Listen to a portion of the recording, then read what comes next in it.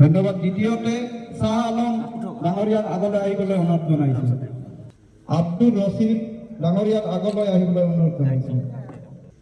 ৰহিম উদ্দিন, আক্কাছ আলী,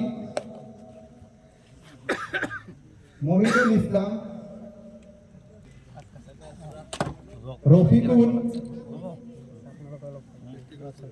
মজিবার আলী, আয়ুব আলী, জাফর আলী,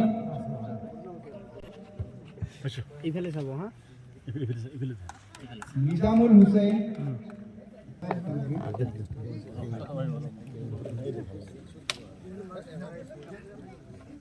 লগতে মাহমুদুল ইসলামক সম্বৰ্ধনা জনাবলৈ অনুৰোধ জনাইছোঁ।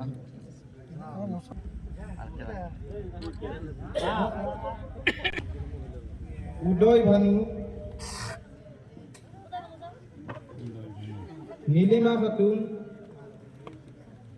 খাতুন,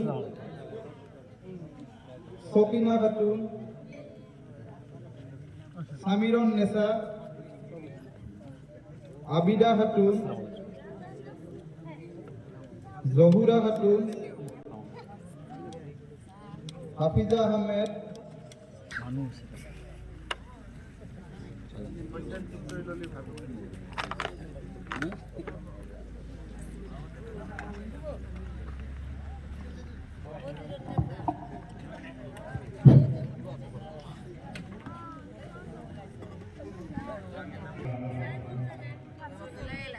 অসম গণ পৰিষদ দলৰ চাহিদুল হক ডাঙৰীয়া, সভাত উপস্থিত থকা সমষ্টি সমিতিৰ বিভিন্ন বিষয়ববীয়াসকল, দলৰ সতীৰ্থ বন্ধুসকল, কেইদিনমান আগতে কংগ্ৰেছৰ বাদ দি কৈ কৈছে ৰাইজৰ দলত গৈছে। চিন্তা কৰক, ময়ো বেয়া পাওঁ, আমি কেতিয়াও নকওঁ, কাৰণ আমি এইবিলাক অঞ্চলত ডাঙৰ হৈছোঁ। আমি হিন্দু, মুছলমান, অসমীয়া, বঙালী বুলি কৈ আমি ডাঙৰ হোৱা নাই। আমি একে সমাজতে বহি আমি একেলগে উঠা বহা কৰি আমি সমাজখনত ডাঙৰ হৈছোঁ। কিন্তু হেমন্ত বিশ্ব শৰ্মাক কোৱাৰ কাৰণে সুবিধা কোনে দিছে? এই চেয়াৰমেন আলীহঁতে দিছে নে নাই?